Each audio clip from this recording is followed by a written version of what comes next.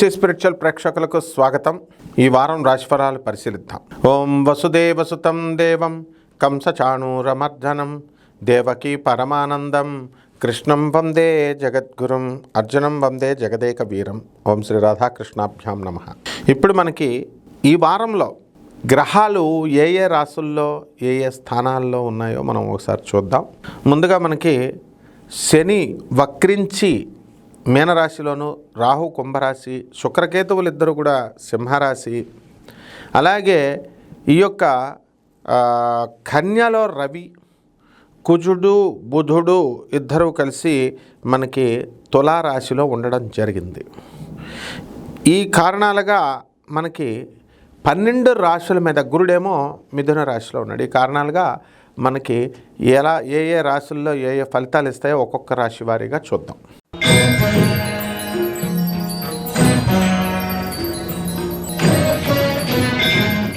సింహరాశి.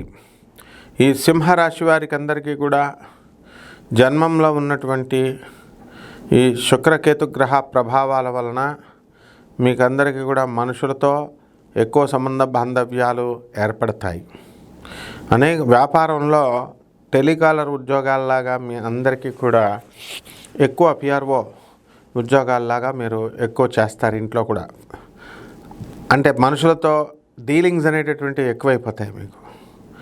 అలాగే రాహువు మనకి కుంభరాశిలో ఉన్నటువంటి సందర్భంలో మీకు ఫ్యామిలీ మెంబర్స్తో వాదనలు, మీరు వితండవాదాలు చేస్తారు, ఆదాయాలు పెరుగుతాయి. జీవిత భాగస్వాములతో కాకుండా వ్యాపార భాగస్వాములతో కూడా వితండవాదాలు చేయడానికి అవకాశాలు ఎక్కువ కనబడుతున్నాయి. అలాగే ఈ రాశి వారికి అందరికీ కూడా మీరు అనుకున్న పనిలో అనుకున్నట్లు సాధించాలని ప్రయత్నాలు ఎక్కువ చేస్తూ ఉంటారు. మరి అష్టమ శనిగ్రహ ప్రభావం వలన పనులన్నీ కూడా లేటుగా అవుతుంటే నిరాశపడి పనులు వదిలేయడానికి చూస్తారు. అలా వదిలేయకుండా మీరు మీ పనులన్నీ కూడా అవ్వాలి అనేటటువంటి పట్టుదలతో ముందుకు వెళ్తే సక్సెస్ మీదే అవుతుంది. అలాగే ఈ సింహరాశి వారికి అందరికీ కూడా లాభగురుడు మీకు అనేకమైనటువంటి లాభాలను చేకూర్చబెడతాడు. చక్కగా ఇల్లు లేనటువంటి వాళ్ళు ఇల్లు కొంటారు, స్థలాలు లేనటువంటి వాళ్ళు స్థలాలు కొంటారు. ఎలక్ట్రానిక్స్ సంబంధమైనటువంటి వ్యాపారాలు కాస్త లాస్ తీసుకురావడానికి అవకాశాలు ఉంటాయి.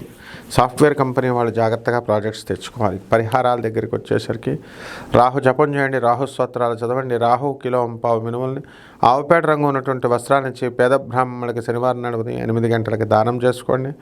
అలాగే రావి చెట్టు చుట్టూ ప్రదక్షిణాలు చేయడం, రాహవే నమః అంటూ ఈ విధంగా చేయడం ద్వారా బ్రహ్మాండంగా ఈ యొక్క సింహరాశి వారికి ఉంటుంది. శుభమస్తు.